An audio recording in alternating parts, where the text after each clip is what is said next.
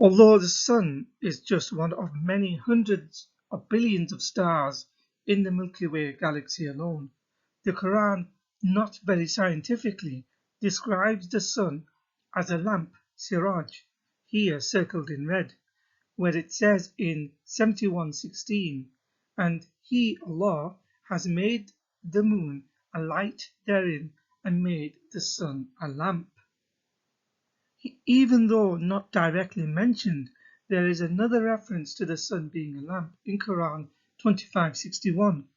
Interestingly, Muhammad is also described as a lamp, circled in red, with the same Arabic wording siraj in Quran 33:45-46. O Prophet, indeed we have sent you as a witness and a bringer of good tidings and a warner and one who invites to Allah by His permission and an illuminating lamp. The Quran in 21:33 confirms the sun has an orbit where it says, and it is He who created the night and the day and the sun and the moon, all in an orbit are swimming. But it is the planet that revolves around the sun, as this picture shows, including the earth, for which there is no reference of it having an orbit in this verse or anywhere else in the Quran. The sun would only have an orbit in a geocentric worldview, something that the Quran proves again in 36:38, when it says, and the sun runs towards its stopping point. This was covered in the previous video, as the sun, astronomically speaking, does not have a fixed stopping point, but it would only do so in a geocentric worldview, as this next video shows.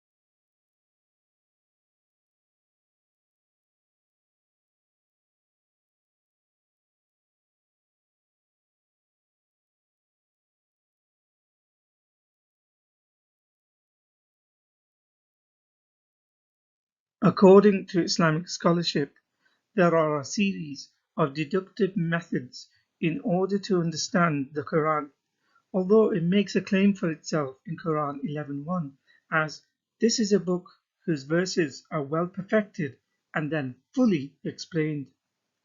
Despite the claim, there are many times when a Quranic verse requires further explanation, sometimes with the aid of another verse in the Quran or the need to rely upon voluminous, often contradictory scholarly commentaries to explain it.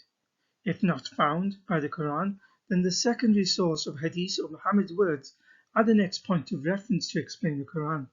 So to dispel any doubt, the Hadith literature will be looked at to clarify what is meant by the sun having a resting point or orbit. Quran 36:38, as explained by Muhammad about the sun having an orbit, is found in Sahih Bukhari 3199. Narrated Abu Dhar, the Prophet asked me at sunset, do you know where the sun goes at the time of sunset? I replied, Allah and His Apostle know better. He said, it goes, travelled, till it prostrates itself underneath the throne and takes the permission to rise again, and it is permitted, and then a time will come when it will be about to prostrate itself, but its prostration will not be accepted, and it will ask permission to go on its course, but it will not be permitted, but it will be ordered to return whence it has come, and so it will rise in the west. And that is the interpretation of the statement of Allah, and the sun runs its fixed course for a term decreed. That is the decree of Allah, the exalted in might, the all-knowing. Quran 36:38. The Hadith and the Quran shows Muhammad only saw the world according to his own vicinity, not the whole earth, even less so the universe. For example, in this first picture, it shows the sun has just set in Arabia, where he would have resided. It has just become night. But at the same time, somewhere else on earth, the sun is still visible and daylight elsewhere. In other words, the sun has not gone anywhere, no less under Allah's throne, because people in Europe, large parts of Africa, and America can still see it. It would only disappear and go under somewhere if the earth was considered flat. In the next picture, the sun has risen over large parts of Arabia and is visible, but it is not visible in other parts of the world, such as the Americas.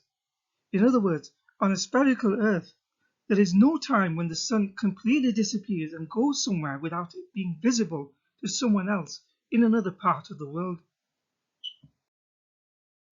The Quran says the sun follows the moon in 91 verses 1 to 2, by the sun and its brightness, and the moon as it follows it.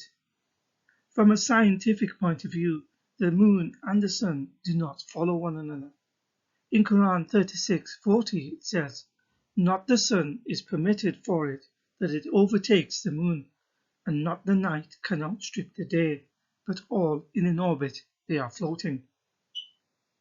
Early Quran commentator Tabari explains the verse to mean, "The light of this sun cannot overtake the light of this moon." Again, whether it is this verse or the previously cited verses, none of them are scientifically accurate.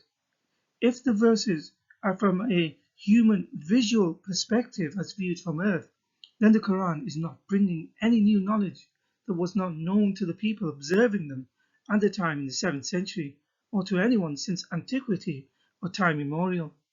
To evidence it is a divine, God-written book, it would be far more evidentiary for an omniscient creator of the universe to bring new knowledge that could be beneficial to humanity for all times.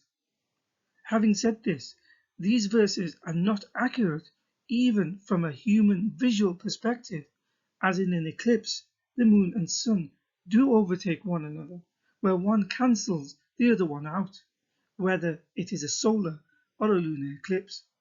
Also, there are rare celestial situations called selenelion, when the moon is visible during the day as depicted here in this picture. It is when there is an eclipsed moon on the western horizon, as well as a rising sun on the eastern horizon.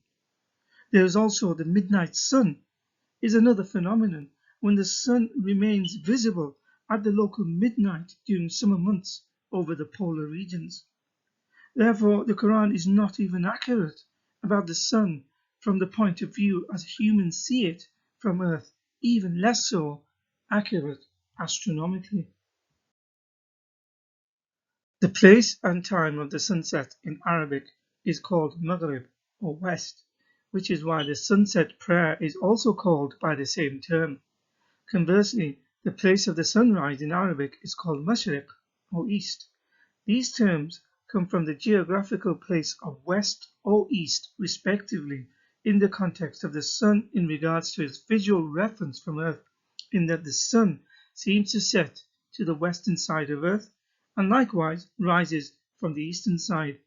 This is why the Quran in places such as 70:40 and 73:9 and other places describes Allah as the Lord of the East and the West. In reality, of course, The sun does not rise from any geographical areas of the earth, west or east. The sun only seems to rise in the east and set in the west because of Earth's rotation. If the earth was considered flat, as illustrated by this picture, it would have edges as confirmed by Quran 13:41. In this case, any person is able to travel to the western edge to find the place where the sun sets and to the eastern edge to find the place where it rises, a topic that will be discussed in the next video. There are two wests and two easts in Quran 55:17, where it says, Lord of the two easts and Lord of the two wests. Ibn Kathir interprets it as meaning the sunrise of summer and winter and the sunset of summer and winter. The link is in the description. Ibn Abbas, Muhammad's cousin and close companion, is quoted in Tanwir al-Miqbas as explaining the verse, There are two easts and two wests. The east of winter and the east of summer have 180 phases, just as the two wests and the moon have 180 phases. It is also said that the easts of summer and winter have 177 phases, and the wests of summer and winter, as well as the moon, have 177 phases. The sun rises throughout the year for 2 days in the same phase, and it also sets 2 days in the same phase. End quote. Note that Ibn Abbas does not claim that the Quran reveals for the first time of the existence of two easts and two wests. Instead, he explains the expression by connecting it to something the people already knew. The point remains, the sun does not rise and set at the same 2 points, whether in terms of two easts or two wests, depending on summer or winter seasons, as the commentaries state. The sun has many points of its sunrise and sunset, nor does it rise or set at the same time on any given day for any two people if they live in different parts of the world. This is because it rises and sets at multiple different times for different places, depending on the geographical area the person is on Earth at the time. So in conclusion, the Quran reflects the prevailing view of its time. To the 7th century Arabs, the prevalent view was not of a heliocentric spherical Earth, so upon their observation, the Earth was stationary and the sun seemed to move around it. So to them, it would have appeared that the sun and the moon were in an orbit that never overlapped. They saw the sun rise from the east every morning and set in the west in the evening, which signified the end of that day and the start of the next day. In fact, according to the Quran, the sun has an actual place where it rises and sets from. This will be explained in the next video. The Quran says the sun runs towards its stopping point and has an orbit, but it is Earth and the other planets that revolve around the sun. Also, the Quran mentions the night and the day as distinct phenomena. Scientifically, though, they are caused as a direct correlation with the sun and the Earth's rotation. As explained in the previous video, the modern apologetics of the sun orbiting the galaxy is a desperate attempt, as it does not explain what the sun's actual stopping or resting point is. By making such a claim, the apologists are saying they know better than Muhammad, who explained it to mean that the sun travels and prostrates itself underneath the throne of Allah. When the Quran says that the sun and the moon follow certain paths and they do not overtake one another, even if it is meant visually as viewed from Earth, on both counts it is inaccurate, whether scientifically or visually, because there are eclipses or rare phenomenon called selenium. The Quran says there are two wests and two easts in reference to the sunrise and sunset. Although scientifically the sun does not rise or set, but even if it is said to mean visually, the sun has many points of sunrise and sunset because it never rises and sets at the same point on any two given days.